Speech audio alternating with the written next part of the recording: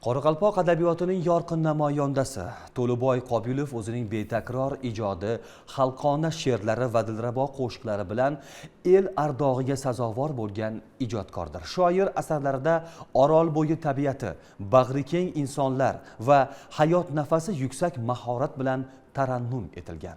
Berdaq nomidagi Qoraqalpoq Davlat akademik musiqali teatrida To'liboy Qobilov xotirasiga bag'ishlangan eng yaxshi kuyga jonim fido nomli adabiy musiqiy kecha bo'lib o'tdi. Tadbirda shoirning boy ijodiy merosi yodga olinib, she'rlardan namunalar o'qildi va qo'shiqlar yangradi. Jarayondan tayyorlangan lavhaga e'tibor qaratamiz.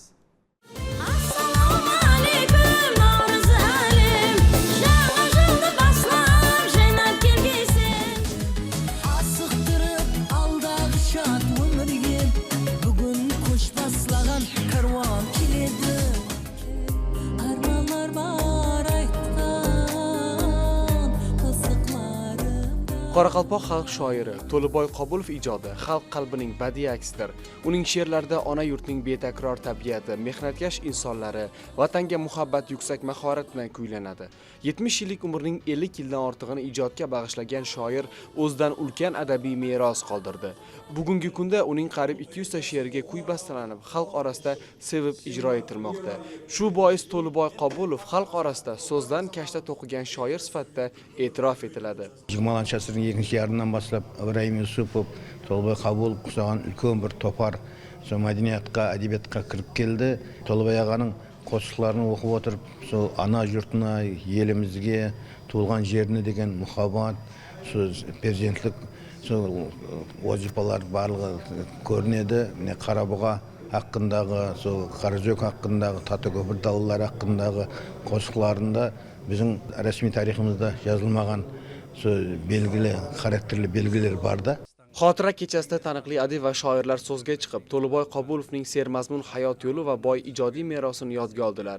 Ta'kidlangandek, so'z san'atkori o'zining yuksak badiiy mahorati bilan kitobxonlarga o'nlab she'riy to'plamlarni tuhfa etib, Qoraqalpoq adabiyotining rivojiga salmoqli hissa qo'shdi.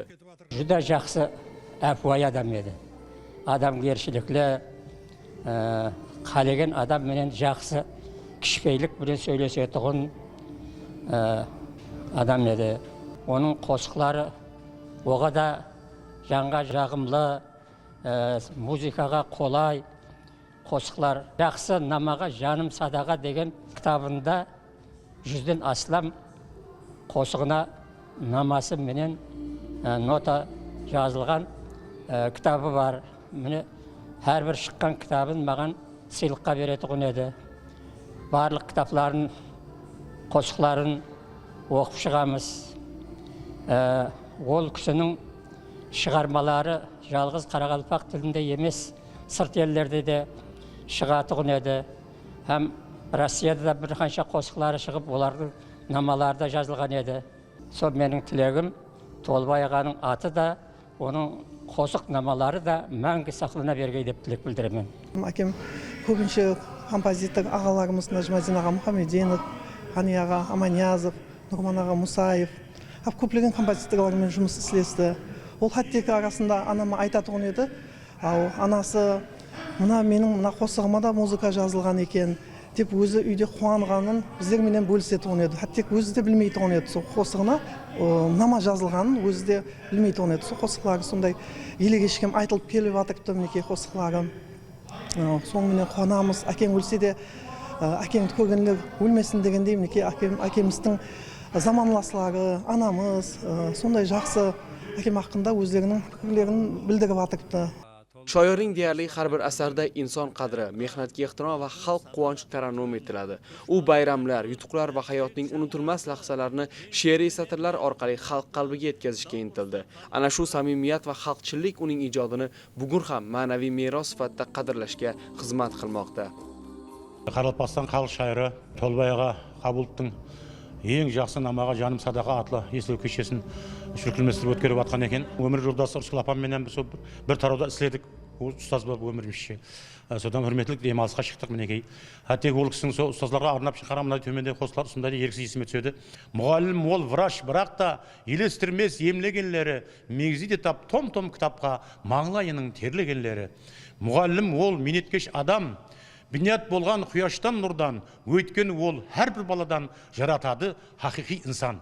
Міне сол айтылғандай, ол кісінің қосқылары енді әрбір қатарлары түсінген адамға, мәнсін шағып көрген адамға бір тәрбиялық жақтан жүдә басым, жүдә халықты бір жүдә жағымлы, әсіресе намаз оқушылар жүдә көп.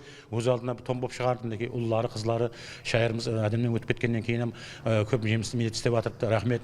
20-asr Qoraqalpoq adabiyotida o'chmas iz qoldirgan To'liboy Qobulov xalq poeziyasi an'analarini munosib davom ettirgan ijodkorlardan biridir. Uning qalbi xalq dardi va xalq manfaatlari bilan yashadi. She'rlari esa elning orzu-istaklarini tarannum etdi.